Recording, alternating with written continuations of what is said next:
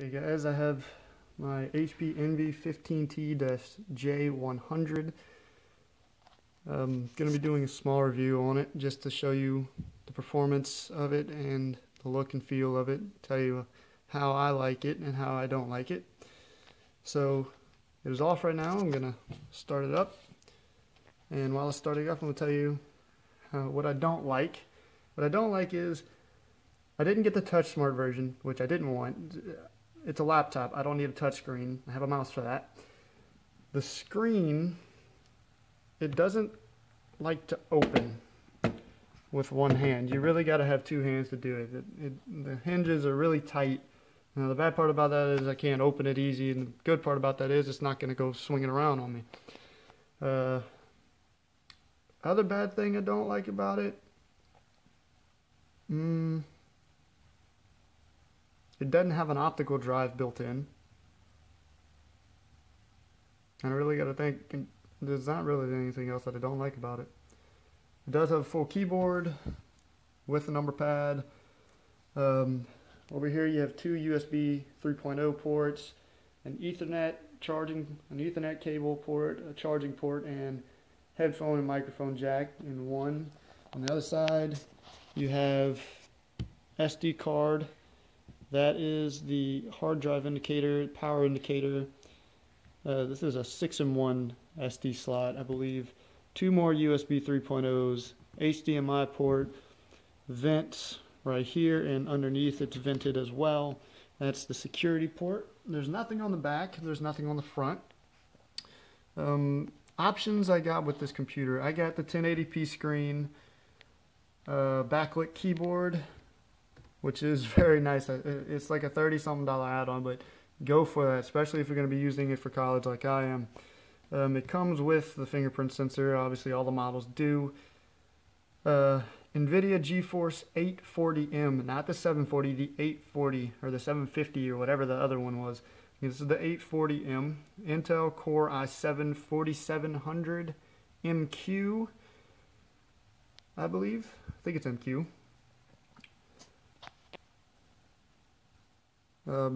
Have a 1 terabyte hard drive, not a hybrid drive. There's no SSD in here, although there is a slot for, and there's an M7 PCI Express port that is unused inside of it. You can get to it using as this continues to start up. And you take the battery off, which I can do that right now because I have it plugged in. One second.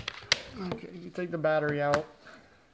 Get all that information, everything. You take this screw off right there, and then you really got to kind of pry up on this panel really hard. Underneath, the hard drive is in this area, your RAM is in this, you have your internet chip in there, and the empty PCI Express port is right here. It's a mini PCI Express port. They make small SSD drives that you can get that are not that expensive, that you can put in there, and with some fiddling with the BIOS you can set it up as a boot drive, and the startup speeds are really incredible, but I don't have the want or need to do that. Startup speed on this one, if I don't have a lock screen, is, whenever I first got it, it was about 14 seconds.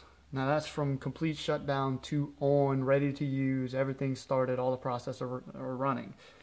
With everything I have on it now, it's obvious, you can see I have a couple things on here. I have a lot of background applications that start up on boot.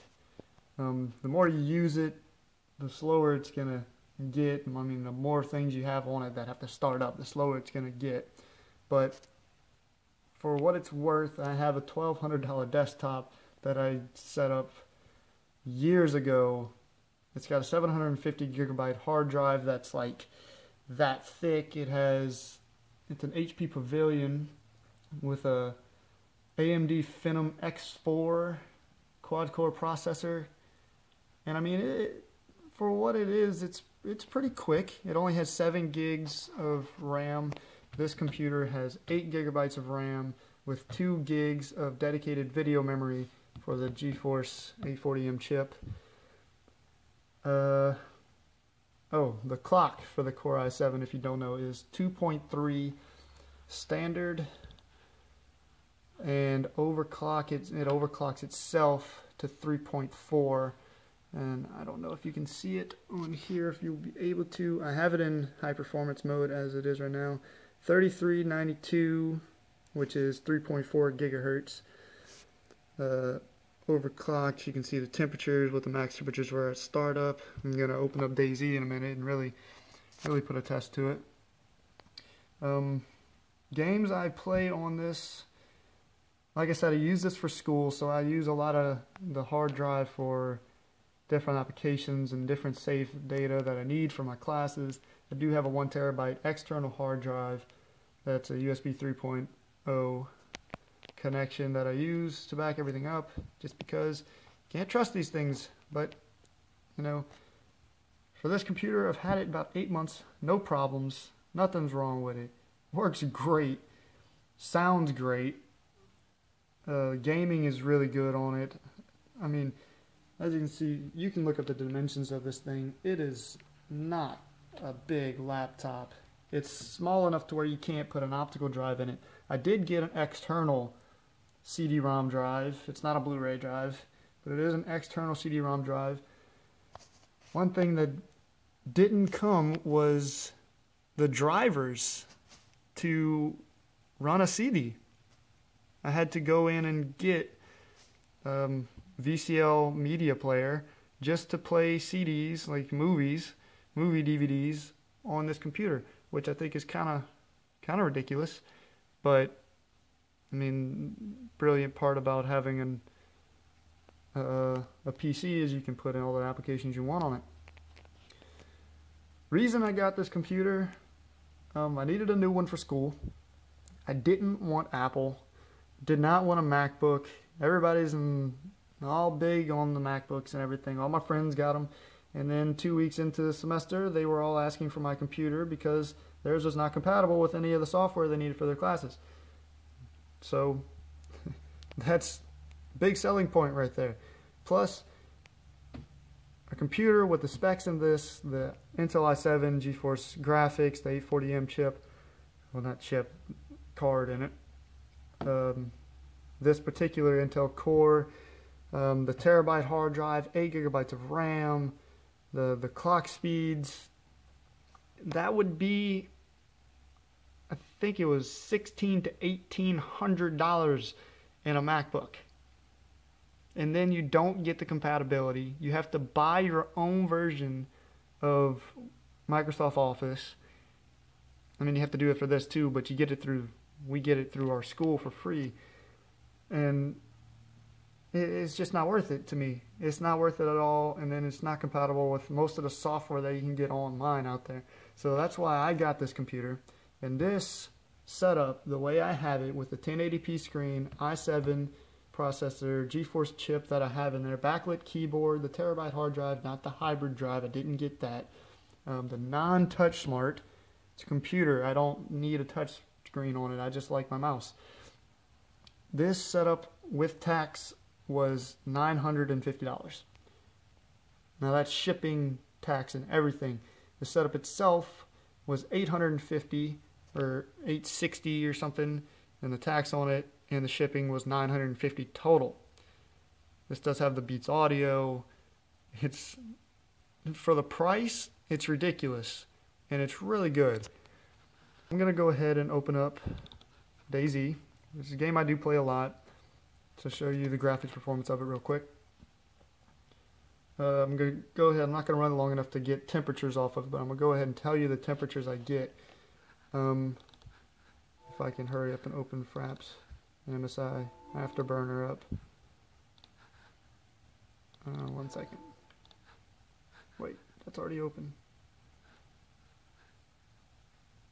Whoops. Okay, hold up. 1 second. Okay, gotta go again. Booting up DayZ. I think right now I have all the settings on normal.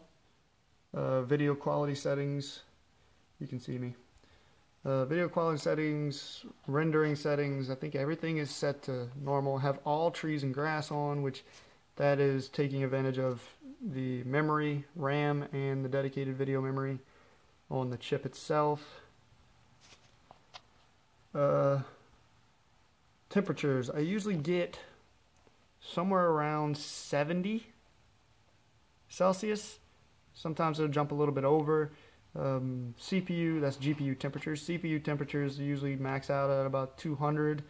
I mean, it's pretty warm, but of course you are playing a very graphics intensive game, especially on the GPU. Having a lot of brush and a lot of grass and a lot of trees, that all those angles really take a toll on the graphics cards.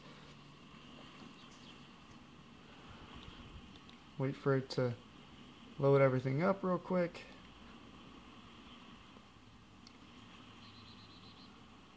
Okay, I'm just going to jump into the server I was on before. I think I was getting smacked by a zombie whenever I logged out because I didn't really care.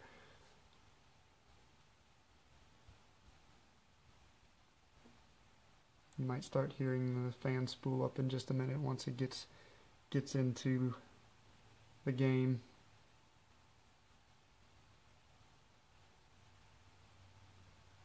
If you don't know, DayZ is an unfinished game. It is not optimized to run on any computer yet. That's the main reason why it takes a while for it to start up. Once they finish the game, of course, it will probably be better. Oh, and I am unconscious. Wonderful. Okay then. And now I can't get out. Zombie got the best of me. Okay, I'm just gonna respawn. And gotta wait 30 seconds. I'll come back in the 30 seconds. Okay, just spawned in. I'm just gonna show you the settings I'm running.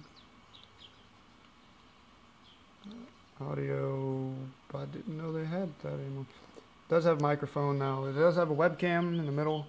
I don't know what the resolution on the webcam is, but it has 2 microphones on each side, and they do sound cancellation, and also you can use those microphones whenever you're in the settings to cancel out one side of the room and listen more to the other side of the room using those 2 microphones. And if you plug in a headset with microphones, with a microphone to this port over here, it does utilize that microphone as well into your well, the sound of it. And it does a really good job of canceling out background noise, I found. Video, that's what I'm looking for. Quality, well, objects high, terrain high, clouds very low because it's clouds. I'm not going to change any settings just because I like them where they are. Shadows, I have those on normal because it's shadows. Rendering, I have anti-aliasing. I don't know what that is. Says anti-aliasing quality. Sharpness of object edges, I have it on high, so it's got high sharpness. All trees and grass, which uses the video memory. Edge smoothing disabled. It looks more realistic without it. HDR quality very low because you only have low or very low. Ambient occlusion, I have that off because that's like the ambient occlusion is like the rings around the sun that make it look more realistic, which you don't really need. Post-process quality is off to get better better frame rates.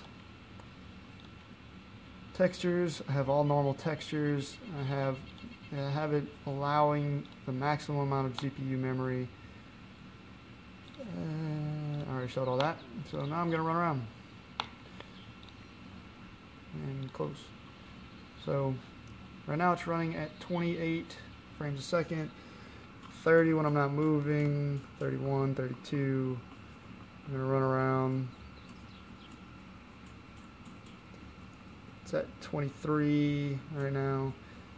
It starts dropping when you get further closer to trees, like right here it's going to drop to 20. It's at 19, but that's a lot of movement. On the road,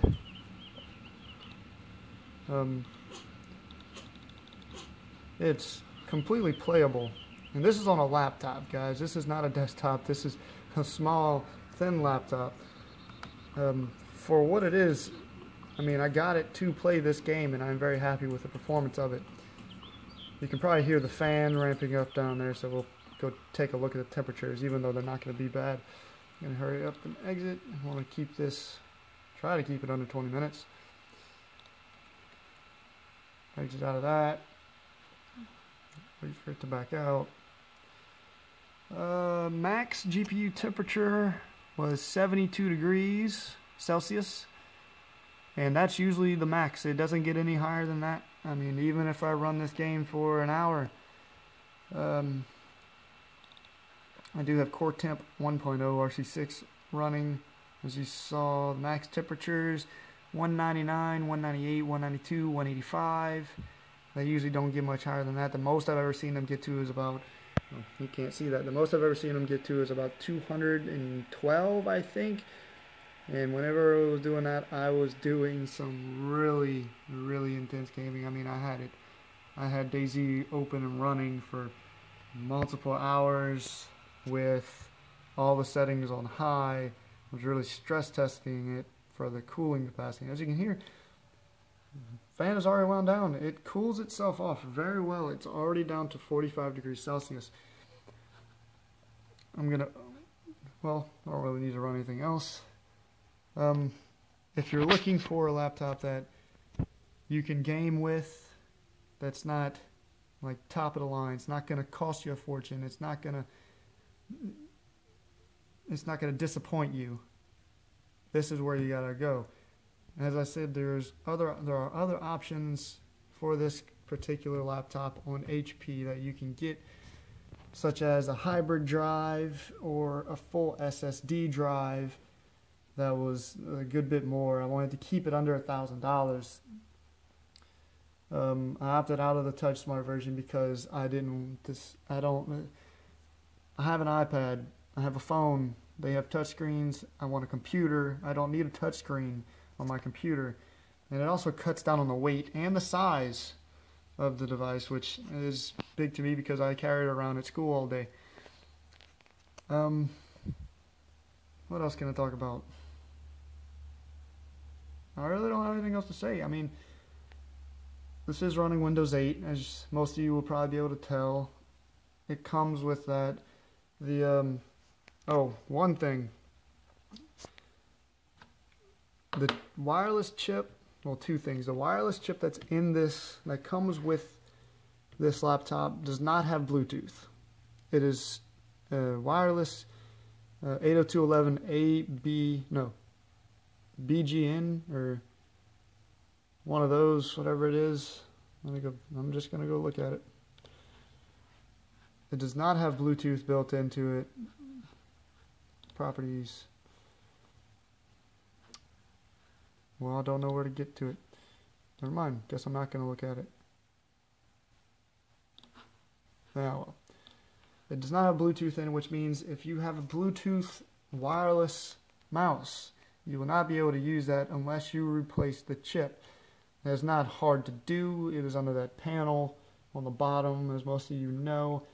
I do have one of my ports is used up by the receiver for my mouse and wireless keyboard, which I don't have with me.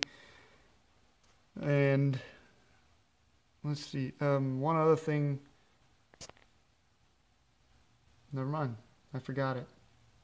But that was basically an overview of what it has in it. Again, specs on it, 1080p screen. I'm running all my games at 1080p flawlessly.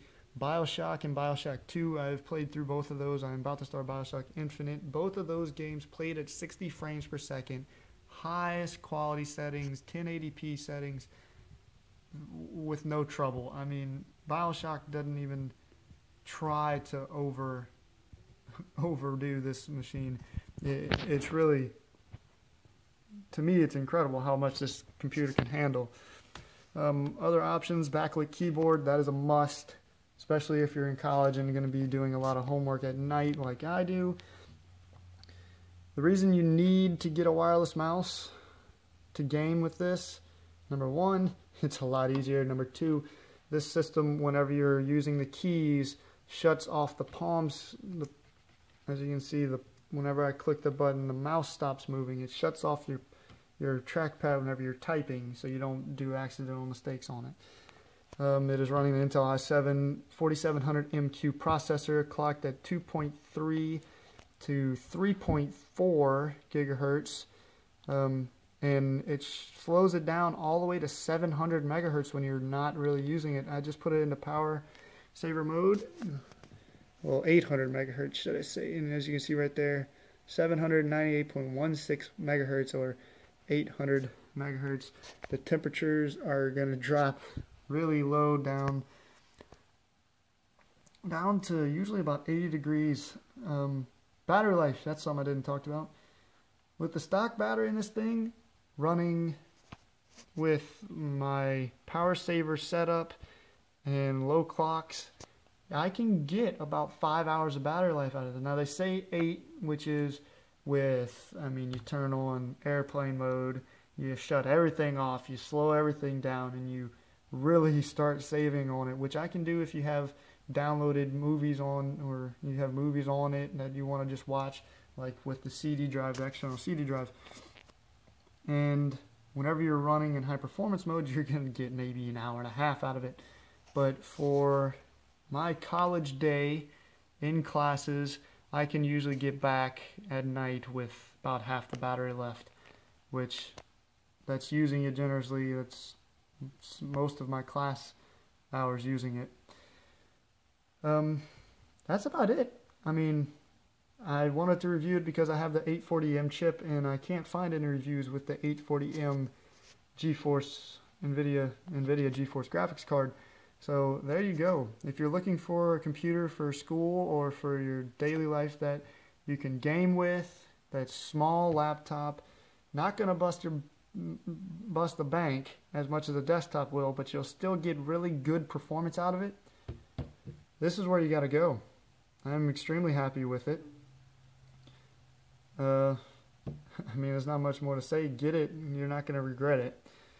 So I might do a couple more videos reviewing my Chromecast in the future, and maybe a couple gameplay videos of this showing you the performance of this computer. But until I do that, I say goodbye to y'all and good luck.